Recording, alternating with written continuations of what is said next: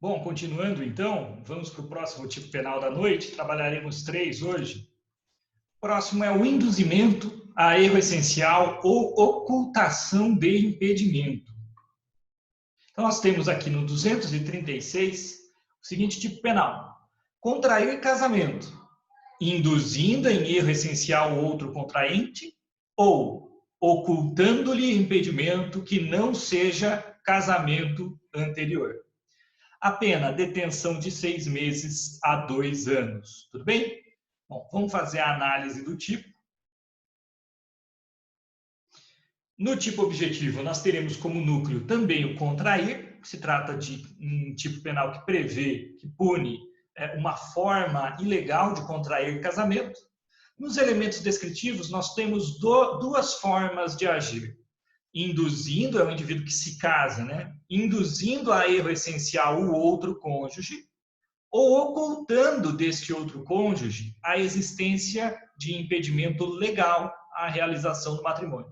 Então, duas formas de se praticar o delito: ou induzindo a um erro essencial, ou ocultando um impedimento legal. E aí a gente precisa ir para os elementos normativos, que nesse tipo penal também haverão. Os elementos normativos são justamente aqueles que se relacionam tanto ao erro essencial, as hipóteses de erro essencial, como as hipóteses de impedimento legal. Então, vamos ver agora os elementos normativos. Então, primeiro, erro essencial ou erros essenciais. O Código Civil, no artigo 1557, vai dizer, né? Considera-se erro essencial sobre a pessoa do outro cônjuge, inciso 1, o que diz respeito à sua intimidade, sua honra e boa fama, sendo esse erro tal que o seu conhecimento posterior, torne insuportável a vida em comum ao cônjuge enganado. Inciso 2. A ignorância de crime anterior ao casamento que, por sua natureza, torne insuportável a vida conjugal. Inciso 3. A ignorância anterior ao casamento de defeito físico irremediável que não caracterize deficiência ou de moléstia grave e transmissível, por contágio ou por herança, capaz de pôr em risco a saúde do outro cônjuge ou de sua descendência. Então, aqui nós temos as hipóteses de erro essencial. Circunstâncias que, no momento da celebração do casamento, eram desconhecidas por um dos cônjuges.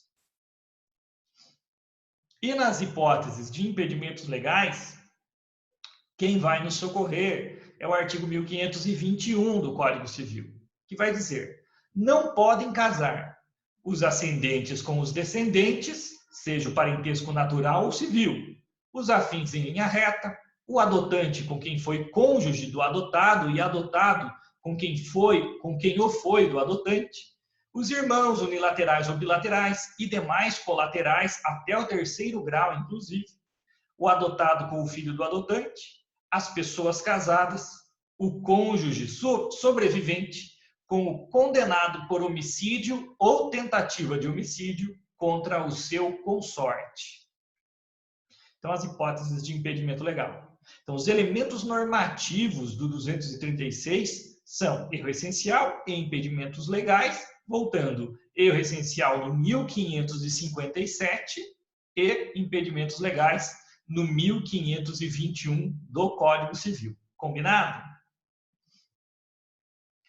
Bom, o tipo subjetivo dolo, bem jurídico tutelado, a regular constituição familiar, sujeito ativo qualquer pessoa, o sujeito passivo é o Estado, o cônjuge inocente, enganado, que foi de quem foram omitidos os impedimentos ou os erros, né?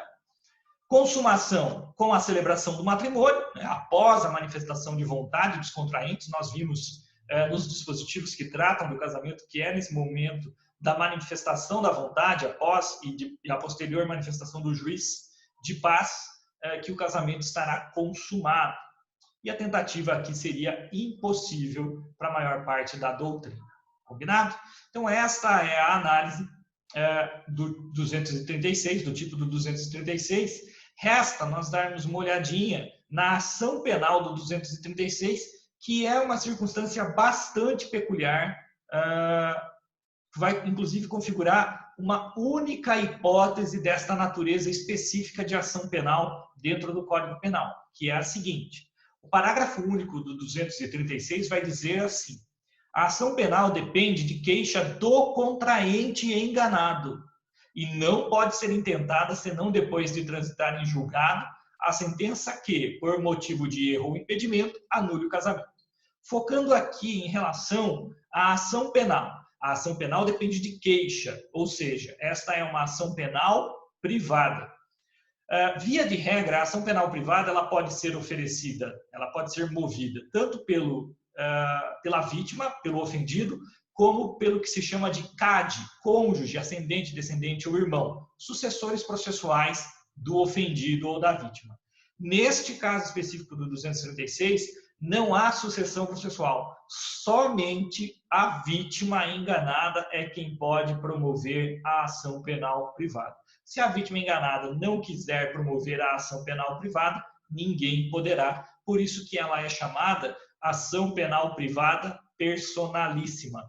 É a única hipótese de ação penal privada personalíssima dentro do Código Penal. Então, marquem bem, é uma peculiaridade bastante interessante, costuma ser bastante cobrada em provas, concursos e EOAP. Tudo bem? Bom, muito bom. Esta, então, é a análise do induzimento a erro essencial ou ocultação de impedimento. Vou finalizar esse vídeo por aqui. Daqui a pouco a gente se encontra no grupo temático.